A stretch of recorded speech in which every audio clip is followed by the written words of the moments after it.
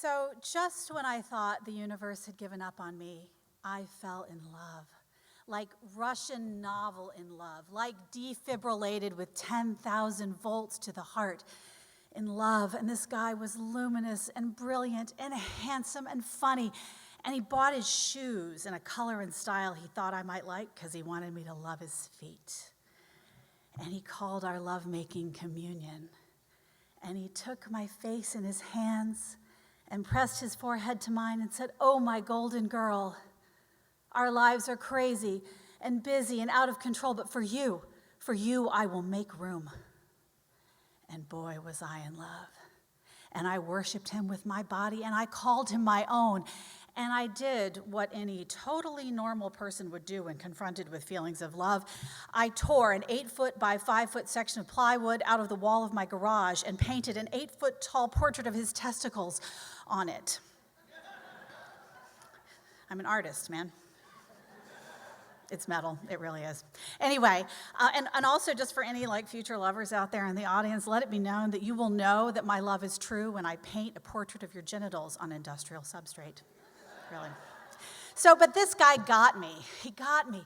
And I knew that he would see this as the most profound gift of love and regard I could possibly come up with. I knew he'd love it. And I was so excited to give it to him. But before I could, he started lying and disappearing and doing things. Like there was the time that he got up and left at 2 o'clock in the morning because he had to work. And so I'm there, I'm in the wet spot, looking around, feeling so sorry and so bad. What did I do? Oh my God, I'm so sorry. And then there was the time that it was a weekday morning, and I woke up in his bed, and he looked at me, and he smiled, and I smiled at him, and we said, "Good morning, sweetheart," and I kissed him, and it was beautiful, and he got up, and he made me coffee, and we held hands on the sofa, and we drank our coffee and talked about our day, and he wished me a good day and gave me a hug and a kiss, and I walked out the door on a cloud, and 5 hours later, I ran into him on a date with another woman.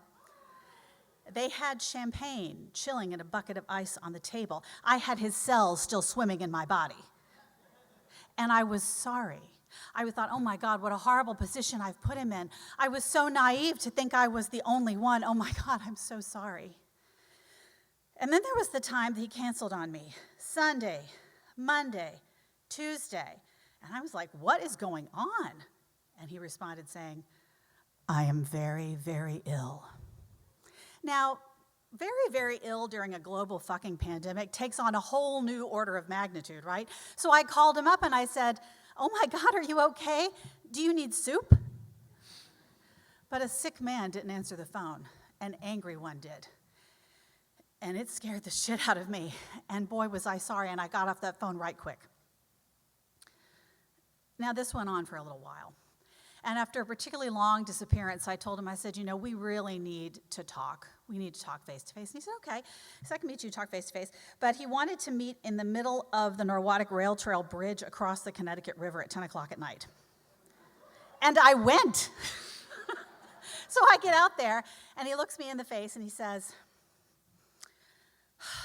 "I can't do this. You are too much.